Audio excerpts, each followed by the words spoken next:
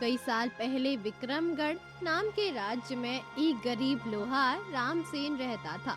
वो दिन रात मेहनत करता, लेकिन उसके भाग्य ने जैसे उस पर तरस खाना छोड़ दिया था। उसी जंगल के भीतर एक रहस्य छुपा था, ऐसी तलवार जो खुद बोलती थी।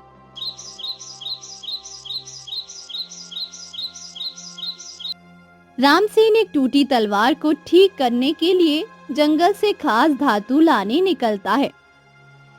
काश मुझे भी कभी ऐसी धातु मिल जाए जिससे एक ऐसी तलवार बनाऊं जो राजा तक को गर्व दिला दे। अगर तेरे दिल में लोभ नहीं तो मैं तुझे अपनी पहचान दूंगी। ये तलवार खुद मुझसे बात कर रही है। फिर से शक्ति दे लोहार, और मैं तुझे वो दूंगी जो किसी को नहीं मिला। रामसेन उस तलवार को अपने घर ले जाता है, बिना ये जाने कि वो तलवार राजघराने की किस्मत बदल देगी। उधर महल में राजकुमार अर्जुन अपने पिता राजा विक्रमदेव के साथ युद्ध कला का अभ्यास कर रहा था, लेकिन कुछ दिनों से उसे बार बार एक अजीब सपना आ रहा था। एक तलवार जो आग की लपटों में चमकती थी, और कोई आवाज कहती थी, जो इसे छुएगा वो अपना भाग्य बदल देगा। पिताजी, अगर भाग्य किसी वस्तु से बदलता है तो फिर परिश्रम का क्या मतलब रह जाता है? परिश्रम ही असली शक्ति है पुत्र, लेकिन याद रख, हर राजा को अपनी किस्मत से भी एक बार जरूर लड़ना पड़ता है।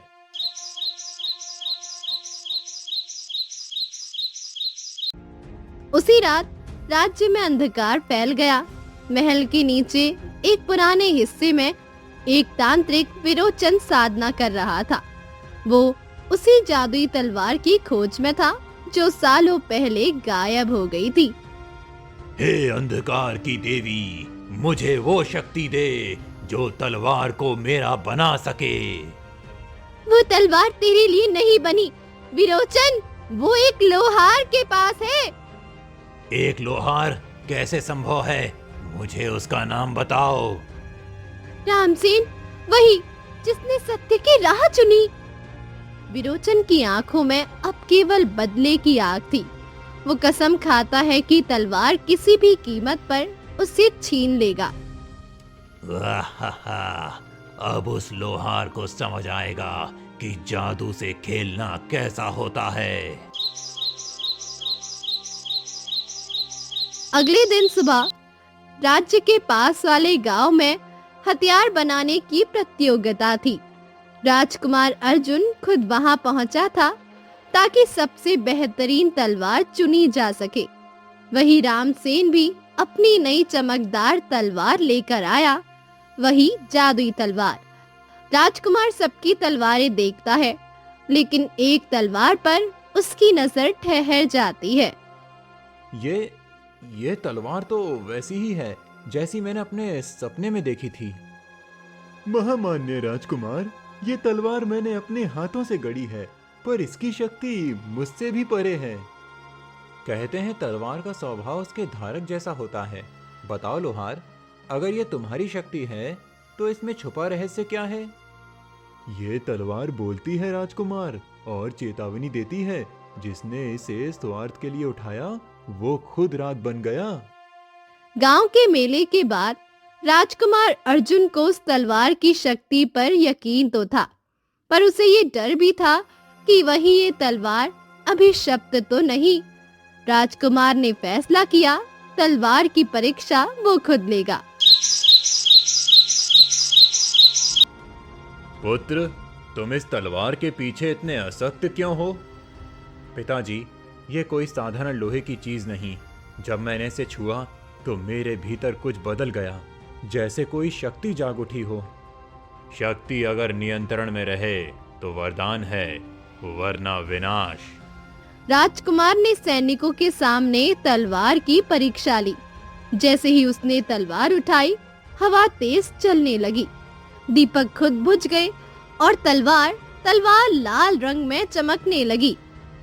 केवल सत्य के हाथों में ही मैं शांति लाती हूँ, झूठ के हाथों में आग। इसमें कुछ अनहोनी है, इसे महल में रखना ठीक नहीं। महाराज, ये तलवार अभिशाप नहीं, परख है। जो इसके योग्य नहीं, वो इसे पकड़ भी नहीं सकता। राजा ने आदेश दिया कि तलवार को राजमहल के देवगृह में सुरक्षित रखा जाए, लेकिन उसी रात कोई उसे चुराने की कोशिश करता है। रात का सन्नाटा महल की दीवारों पर छायाएं फिसल रही थी। तांत्रिक विरोचन अपने काले जादू के साथ देवगृह में घुस चुका था। उसका लक्ष्य था जादुई तलवार। तो तू ही है वो तलवार जिसके लिए मैंने सालों तक साधना की। वो हाथ बढ़ाता है, तलवार जमीन में गड़ जाती है। एक तेज रोशनी उठती है। अंधकार के साधक, तू मेरे योग्य नहीं। विरोचन पीछे फेंका जाता है, लेकिन अपनी तांत्रिक शक्ति से संभल जाता है। अगर मैं तेरा मालिक नहीं बन सकता तो तुझे नष्ट जरूर कर दूंगा। राजकुमार अर्जुन और रामसेन दौड़कर देवगृह पहुंचते हैं। चारों ओर अंधेरा और बिजली चमक रही थी और विरोचन बीच में खड़ा है। कौन हो तुम, जो तुमने महल में घुसने की हिम्मत की? हाँ, मैं वो हूँ जो इस तलवार की असली कीमत जानता है। राजकुमार, ये तलवार तुम्हारे वंश को मिटाने के लिए बनी है। अचानक वो जादू करता है, तलवार हवा में उड़ जाती है। नहीं, इसे छूना मत। विरोचन गायब हो जाता है।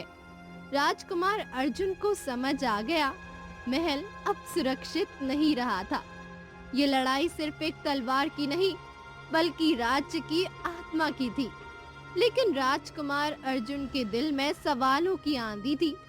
रामसेन ने उसे बताया कि इस तलवार का असली रहस्य राज्य से 3 दिनों की दूरी पर शापित झील में छिपा है।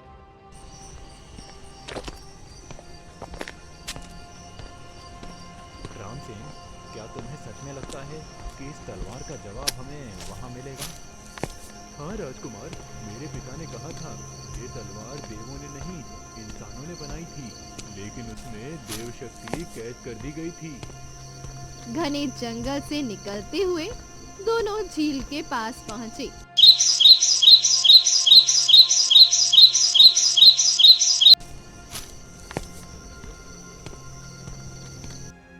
ये जगह बहुत अजीब है, ऐसा लगता है कोई हमें देख रहा है।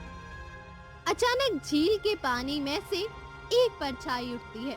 एक राजसी आकृति धीरे धीरे उभरती है। उसके वस्त्र पुराने लेकिन तेजस्वी है, पर चेहरे पर वैभव और पश्चाताप दोनों झलकते हैं। रामसेन, ये कोई देवी नहीं, ये तो एक पुरुष है। हाँ, मैं देवी नहीं, राजा आर्यवर्मा हूँ। राजा आर्यवर्मा, वही जिसकी कथा लोग आज भी डर कर सुनते हैं। हाँ वही। मैंने इस तलवार को बनाया था अपने छोटे भाई को हराने के लिए, जिसने मेरे राज्य पर छल से अधिकार कर लिया था। पर उस युद्ध में मैंने केवल अपना राज्य नहीं, अपनी आत्मा भी खो दी। मतलब ये तलवार तुम्हारा हथियार थी? नहीं, अब ये मेरा कारागार है। जब मैंने इसे क्रोध और प्रतिशोध से चलाया तो इसमें देव शक्ति भस्म हो गई और मैं उसी शक्ति में कैद हो गया। तो ये तलवार शापित है? नहीं पुत्र, ये तलवार शापित नहीं, चेतावनी है। जिसके हाथ में ये जाएगी, उसके भीतर जो भी सच्चा होगा वही इसमें जीवित रहेगा, बाकी सब राख बन जाएगा। विरोचन इस तलवार की शक्ति नहीं, मेरी कैद को तोड़ना चाहता है। अगर उसने काले पत्थर का प्रयोग किया तो मेरी आत्मा सदा के लिए अंधकार में बंध जाएगी और तब ये तलवार न्याय की नहीं, विनाश की बन जाएगी। राजा आर्यवर्मा, अगर तुम्हारी आत्मा सत्य चाहती है तो हम उसे मुक्त करेंगे, किसी भी कीमत पर। तभी तो तलवार ने तुम्हें चुना है अर्जुन, क्योंकि तू उस योद्धा की तरह नहीं लड़ता जो जीतना चाहता है, बल्कि उस इंसान की तरह लड़ता है जो सत्य के लिए जीना चाहता है। विरोचन ने मेरा बंधन तोड़ने की कोशिश की है। अगर उसने काले पत्थर का प्रयोग किया तो तलवार उसकी हो जाएगी। अगर मैं इसे छुपाऊं तो शायद मैं भी श्रापित हो जाऊंगा। राजकुमार, भय को जीतना ही शौर्य है। तलवार को अपने विश्वास से बांधो, ना कि लालच से।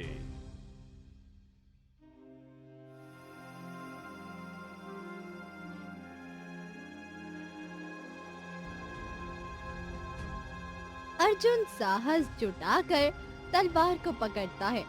पल भर में रोशनी फैलती है और आवाज आती है, अब तू मेरा धारक नहीं, मेरा रक्षक है।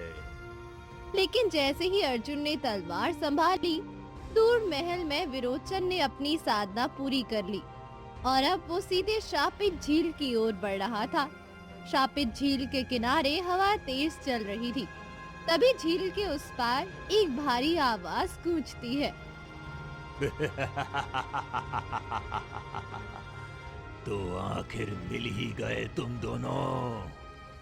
विरोचन, तू फिर यहाँ क्या करने आया है? वो लेने जो मेरा हक है। वो तलवार जो देवों की शक्ति से बनी है, वो मेरे अधीन होगी। इस तलवार पर तेरे जैसे पापी का कोई अधिकार नहीं। विरोचन ने अपने हाथ फैलाए और काले धुएं की लहरें हवा में घूमने लगी।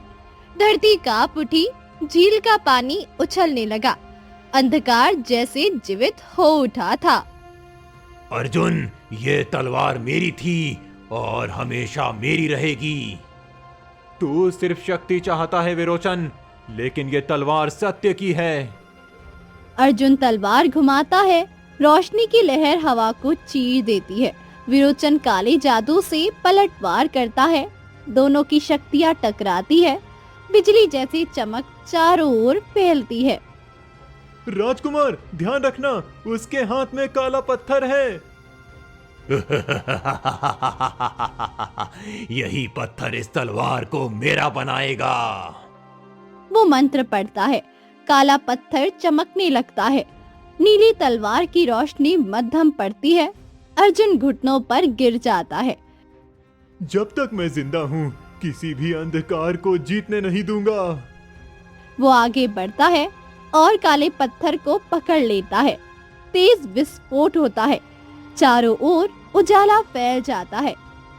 रामसेन, नहीं! धुआं छटता है। रामसेन जमीन पर गिरा है। उसके हाथों में पत्थर टूट पड़ा है। विरोचन पीछे गिर जाता है। उसकी जादुई शक्ति खत्म हो रही है। नहीं, ये संभव नहीं। मेरी शक्ति किसी की वस्तु नहीं होती विरोचन, वो उस दिल की होती है जो सत्य के लिए धड़कता है। वो तलवार उठाता है और पूरी ताकत से वार करता है। नीली रोशनी आकाश तक उठती है। विरोचन चीखते हुए धूल में बदल जाता है। चारों ओर सन्नाटा छा जाता है। झील का पानी शांत हो जाता है। बादल छट जाते हैं, लेकिन अर्जुन के सामने रामसेन निश्चल पड़ा है। उसके होठों पर हल्की मुस्कान है, जैसे उसने अपना वादा निभा दिया हो। रामसेन, तुमने अपनी जान देकर वो कर दिखाया जो कोई योद्धा नहीं कर सका। ये जीत तुम्हारी है मेरे मित्र, तुम्हारी है। अंधकार मिट चुका था, लेकिन उसकी कीमत बहुत भारी थी।